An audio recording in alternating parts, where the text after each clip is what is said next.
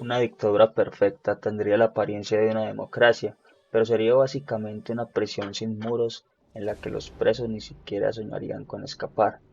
Sería esencialmente un sistema de esclavitud en el que gracias al consumo y al entretenimiento los esclavos amarían su servidumbre.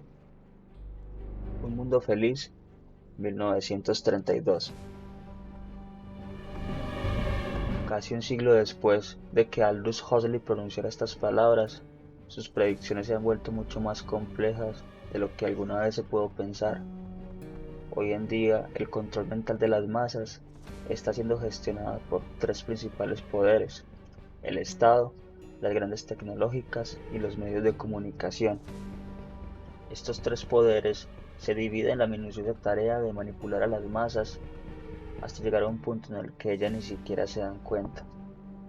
Es una manipulación sin necesidad de guerras o armas, y que además de esto, la población ame ser doblegada y manipulada.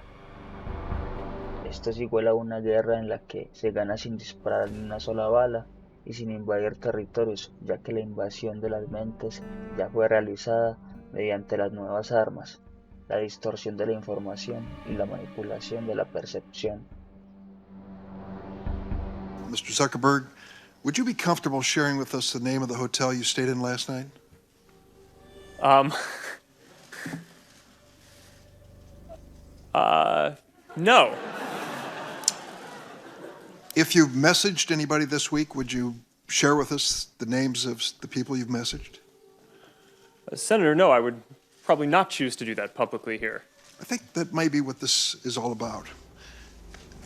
Your right to privacy, the limits of your right to privacy, and how much you give away in modern America in the name of, quote, connecting people around the world.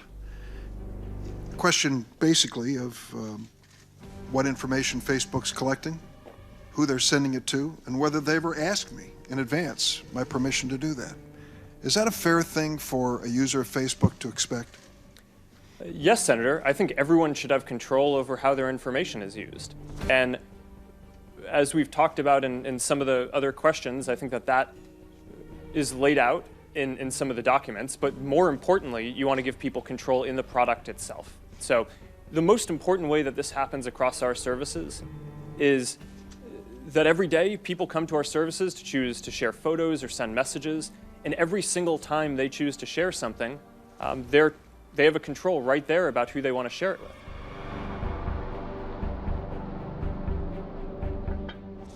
En este video vamos a dar un breve resumen de cómo evolucionó el control mental desde hace al menos 100 años hasta llegar a nuestros días, y cuáles son las técnicas y fases que se utilizan actualmente a escala global para dominar nuestro pensamiento y modificar nuestro comportamiento. Según George Orwell, en su libro 1984, el único requisito para instaurar un sistema totalitario es suprimir al individuo de toda su individualidad. Esto se lograba mediante el horror y el maltrato psicológico, llegando a un punto en el cual el deseo de ser libre y de tener una identidad individual quedaba totalmente suprimido, quedando como resultado un ser inhumano y desprovisto de emociones, y con total lealtad al partido. Pero esta no es la única manera de despojar al ser humano de su individualidad. Aldous Huxley plantea algo totalmente diferente, un enfoque en el cual el ser humano es manipulado mediante el refuerzo positivo, inundando su mundo de placer espontáneo que se esfuma rápidamente, con el fin de crear una adicción tan grande que el individuo sea totalmente dócil y manipulable. En la actualidad, con el avance de las neurociencias, se han creado métodos mucho más eficaces que combinan el refuerzo positivo y el negativo. Estos métodos son la división social y el debilitamiento individual. La división social es la táctica de dividir a la sociedad mediante la implantación de la creencia de que las personas que piensan diferente a ti son malvadas. En la actualidad, la sociedad está siendo dividida mediante la creación de colectivos, dividiendo al ser humano entre partidos políticos, razas, sexos y múltiples géneros. Uno de los miedos arraigados al inconsciente colectivo del ser humano es el arquetipo del depredador. Mediante el uso del sesgo de confirmación y la censura a los individuos que piensan diferente, principalmente en las redes sociales, ya que solamente muestran lo que le gusta al usuario, creando un mundo ideal que hace pensar al usuario que todo el mundo está de acuerdo con sus pensamientos, y que cuando encuentra alguna publicación o comentario que no está acorde a sus creencias, se explota este miedo creando una deshumanización hacia los supuestos enemigos, justificando actos atroces y muy violentos. Ahora bien, el debilitamiento individual es logrado mediante tres diferentes técnicas que vamos a ver a continuación.